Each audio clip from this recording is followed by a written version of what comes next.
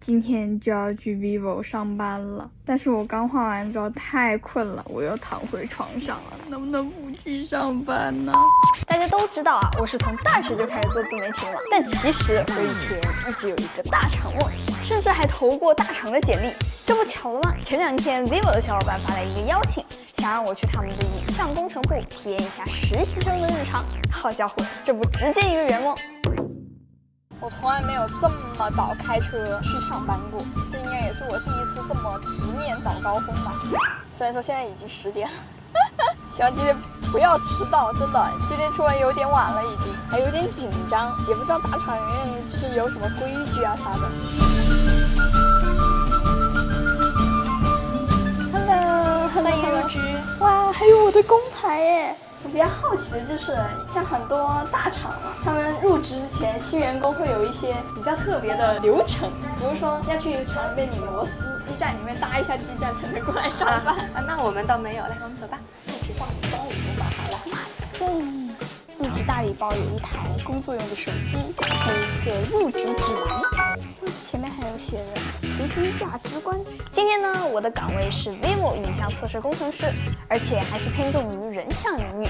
但有一说一啊，当时我完全不知道要干什么。既然不用拧螺丝的话，总不会要敲代码吧？还好没等多久，我就见到了我今天的导师 ，vivo 影像首席算法专家张华奇老师。影像算法其实好的算法，它不是靠代码敲出来的，它其实是要靠设计出来的。要设计好的算法，它其实是成功的大部分。那从最初的，比如说用户痛点开始，也就是说我们要去满足用户他真正的一个拍照的一些需求，我们去洞察出来。那客观的话，基本上我们也有自己的一个客观实验室啊，通过品质或者说我们自己去测试来把控它的一个客观的一些指标。我今天刚入职，能去看一看吗？可以的吗？老师和我说，一个好的算法其实是靠客观的实验数据和主观的审美来互推得到的，这也是我今天要体验的工作内容啦。接下来我介绍一个负责实验室的同事，这也讲解一下。好呀，好呀，好呀。你好，那个切里啊。在导师的引荐下，客观实验室的负责人同事会带我们去实验室逛逛。这个实验室它是由2部分组成，一部分的话是这个可变色温和照度的一个灯光，从1lux 到1000lux 这个照度范围，然后色温的话是从2000K 到20000K 的一个变化范围。第一个场景呢，就是用来模拟大家日常生活里会遇到的不同亮度和色温环境下的手机影像表现。然后这个景的话，它是其实有一个缺陷，它是因为是纯静止的，所以的话我们是需要有一个运动的景做一个补充的。其实这个是它的一个运动的一个实景对象，它这个运动速度其实是可调的嘛，其实可以用来模拟，比如说我汽车运动速度，或者说我人走的运动速度是怎么样子的。让我想到了那个 Apex 靶场。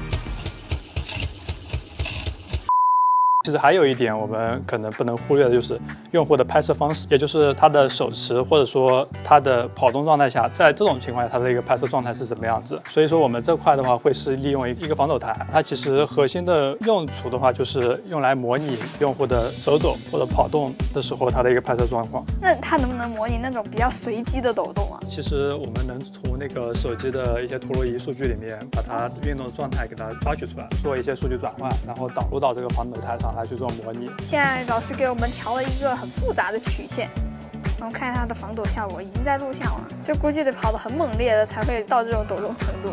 那么除了静态和动态这2种使用场景，其实大家平时拍摄的时候还有很多各种各样的因素会影响到影像的质量。这块的话就是我们的一个实景板，它会把核心的一些影响画质的一些要素给它覆盖在里面。那它的这个灯光的话，其实也是可调的，通过模拟不同的色温和照度来做这些模拟用户在不同环境下他会遇到的一些问题。所以这样一圈看下来，大家用手机来拍摄可能会遇到的绝大部分场景，都可以在这个实验室模拟和验证。虽然猜到研究影像算法肯定不是我之前想的那样，只是简单的拍照对比一下或者输个参数，但这个论证和测试的过程还是有些超出我的想象的。今天我还有个任务，就是收集一些人像素材，也就是给小姐姐拍照，那我可就不困了。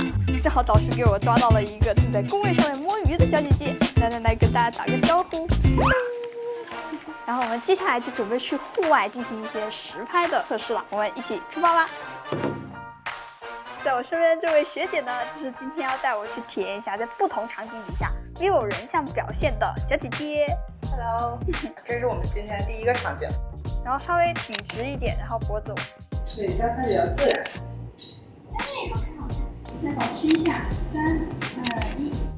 我们总共拍摄了3个场景，光源色温差异较大的书吧内景，较强光比的草坪户外，以及黑棚中的暗光场景。这是我们顶楼的一个草坪，经常会在这里拍一些类似于外景。对，哇，好好看哦，这个玻璃，那边超好看。那是西湖群山。哇，就2只手这样轻轻拎着，像我拎手机一样那样拎着。OK， 这样子好好看。准备拍喽，3、2、1，笑一点，然后抬头看上面。对，然后有种头顶延伸出去的感觉。你要跟光盘合个影吗？1、2、3。可以的，可以的，可以的。好好看，快看一下，超好看，有点佩服自己的拍照技术了，我太牛了。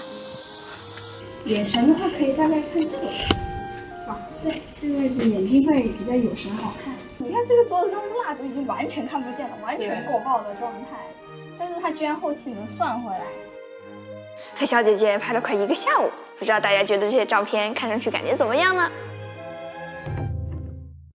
？OK， 我今天已经完成了我的实景拍摄任务了。今天的工作就请了2位老师过来点评一下。这个外面的话，主要是看你采集了这个逆光场景，是吧？其实当时的光比是比较大的，因为我是在伞底下嘛，所以说其实我人是偏暗的。但是后面那个背景虽然是阴天，但是它其实是很亮的。因为逆光场景是一个特别痛的场景，我们也是搞了很多代才搞定，像给它打了一个很柔的一个反光板，然后确实，然后高光呢，然后又有细节，然后人脸呢又不是很发蒙，这是我们一直打的这个逆光也清晰。肤质呢，其实我们也会有看到一些细节纹理，然后同时呢又有这种磨皮的效果，然后整体是一个很舒适、很通透的状态。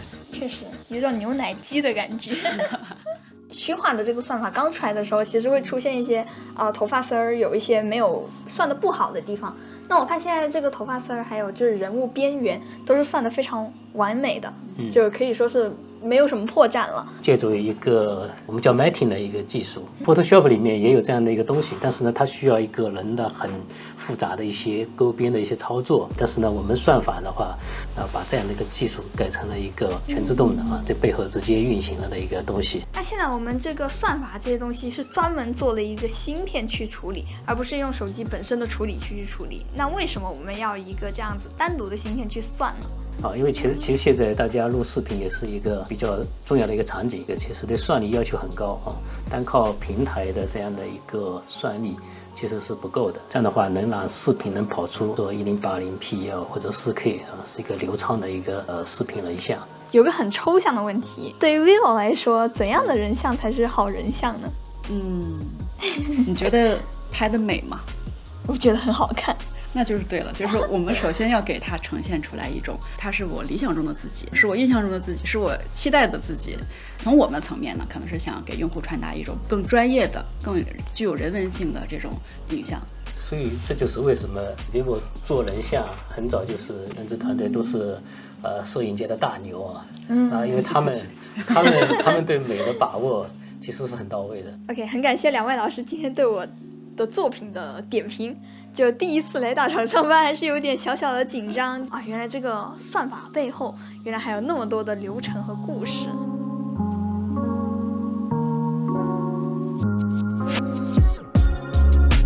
OK， 那么今天也非常感谢2位老师，请问我可以下班了吗？可以吗？可以吗？今天合格了吗？太好了，非常好，非常好。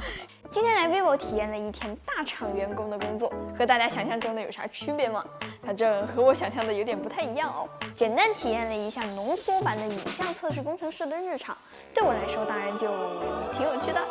但是无数工程师日复一日的调教，最后才能做成我们按快门的那一下，这算不算是一种科技浪漫呢？不知道大家对这种幕后类的节目感不感兴趣？如果觉得有意思的话，以后也可以考虑多整一些这样子的内容。OK， 那么以上就是本期视频的所有内容了。如果你觉得这期视频还有点意思的话，记得给我点赞、3连关注哦，这对我来说非常重要。那么我是千里，咱们下期再见吧，拜拜。